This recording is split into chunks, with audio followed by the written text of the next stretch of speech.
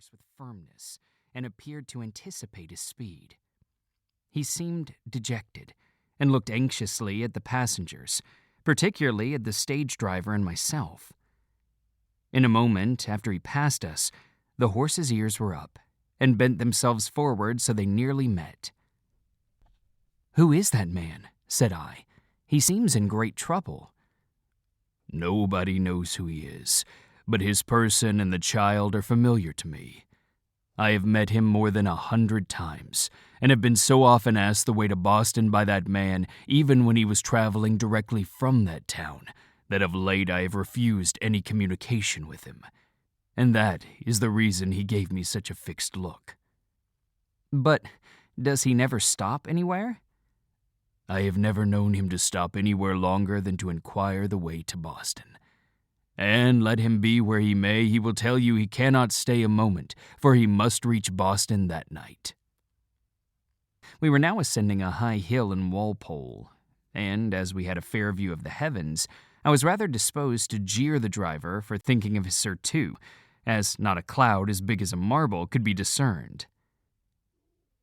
"Do you look," said he, "in the direction whence the man came? That is the place to look. The storm never meets him. It follows him."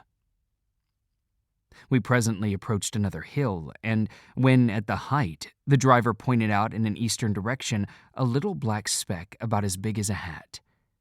"There," said he, "is the seed storm. We may possibly reach Polly's before it reaches us, but the wanderer and his child will go to Providence through rain, thunder, and lightning." And now the horses, as though taught by instinct, hastened with increased speed. The little black cloud came on rolling over the turnpike and doubled and trebled itself in all directions. The appearance of this cloud attracted the notice of all the passengers, for after it had spread itself to a great bulk, it suddenly became more limited in circumference, grew more compact, dark and consolidated. And now the successive flashes of chained lightning caused the whole cloud to appear like a sort of irregular network, and displayed 1,000 fantastic images. The driver bespoke my attention to a remarkable configuration in the cloud.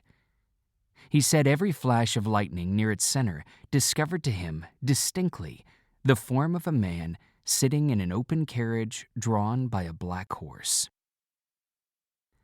But in truth, I saw no such thing. The man's fancy was doubtless at fault. It is a very common thing for the imagination to paint for the senses, both in the visible and invisible world.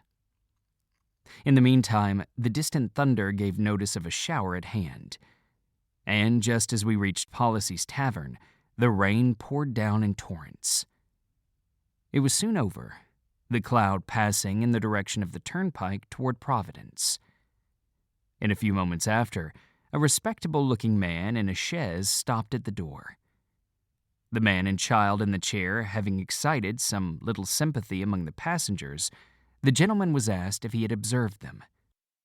He said he had met them, that the man seemed bewildered and inquired the way to Boston, that he was driving at great speed as though he expected to outstrip the tempest, that the moment he had passed him, a thunderclap broke directly over the man's head and seemed to envelop both man and child, horse and carriage.